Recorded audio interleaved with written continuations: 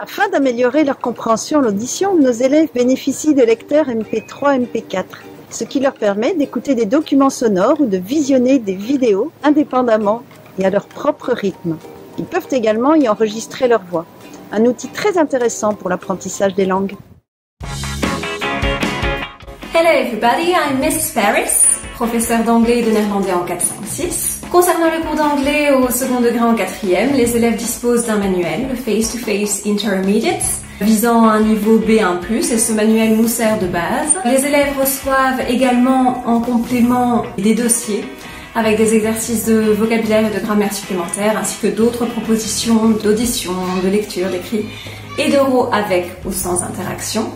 Pour la compréhension et l'audition, nous avons recours la plupart du temps à des lecteurs MP4 que ma collègue Madame Glorieux vous a présenté. Et pour leur donner goût à la lecture et les faire progresser davantage, nous leur demandons de lire des nouvelles, donc des histoires courtes, en anglais qui les plongent dans des univers totalement différents. Oh, but it's tea time! Patrick, it's your turn. So tell us why you like English and what it represents to you. Hi everyone, my name is Roderick and I'm a student at the school École des Frères in 4C in Computer Science option.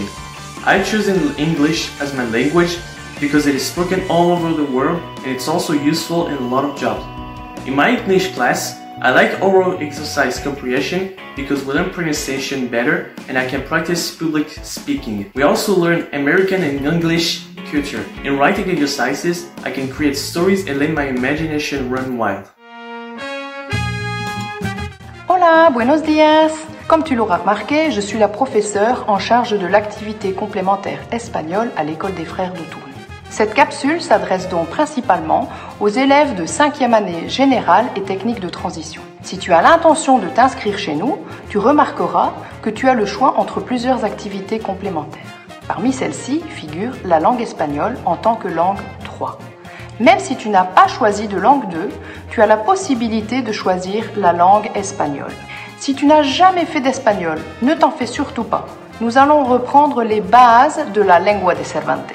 Et pour ce faire, nous nous baserons principalement sur un outil, ce livre, El Nuevo Ben, que j'ai décidé d'amplifier et j'ai rajouté ci et là quelques exercices supplémentaires afin que tu te sentes au fur et à mesure des semaines de plus en plus à l'aise dans cette merveilleuse langue qu'est l'espagnol.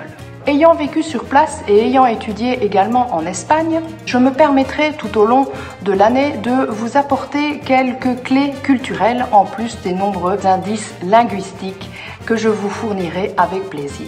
Cette combinaison te permettra de t'exprimer, de gagner confiance en toi, étant donné que la classe se fait en groupe assez restreint et que nous privilégions les activités orales. Rien de tel que le témoignage d'un élève, ou plutôt d'une élève, pour te donner envie de nous rejoindre dans cette merveilleuse aventure. Candice, te toca a ti! Adios! Hola, je suis une élève de Réto en option Sciences Langues. Tout au long de l'année, on va voir différents thèmes comme la nourriture, le chemin, l'heure, etc. On va aussi travailler dans ce livre qui est un livre d'exercices de grammaire. En 5e, on va bien sûr commencer à voir les bases de l'espagnol. En 6e, on va voir un peu plus de grammaire et bien sûr continuer à voir certains thèmes. Cette année, on a été au cinéma voir un film en espagnol, c'était vraiment chouette. Et souvent, en fin d'année, on fait une auberge espagnole, donc chaque élève ramène quelque chose à boire ou quelque chose à manger. C'est un moment très convivial entre les élèves et la prof. Personnellement, au bout des 2 ans d'espagnol, je sais m'exprimer et comprendre l'essentiel de ce qu'une personne me dit. Si vous êtes comme moi, que vous aimez apprendre de nouvelles langues, n'hésitez pas à choisir l'option espagnole. Sur ce, je vous dis adios.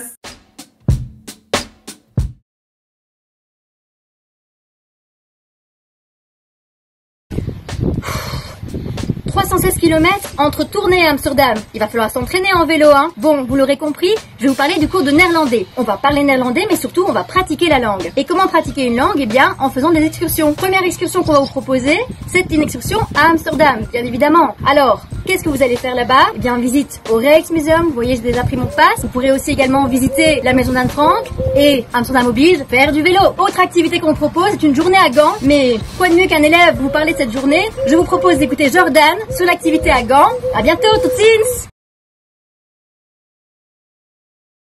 Hallo, zoals mevrouw Altruy net heeft gezegd, ik heet Van Overbergen Jordan en ik ben juist afgestudeerd van École des Frères à Tournai. Tijdens die 2 jaren heb ik veel geleerd, niet alleen maar door de lessen, maar ook door de verschillende activiteiten dat de leerkrachten voor de leerlingen op plaats zetten. Een van die activiteiten was dus een uitstap in Gent. We hebben daar verschillende dingen kunnen doen en zien, zoals monumenten. We waren verschillende groepen en we moesten zo snel mogelijk op al de vragen antwoorden. Maar daarvoor hadden we de Gentse bevolking nodig en dus we hebben ons Nederlands kunnen gebruiken.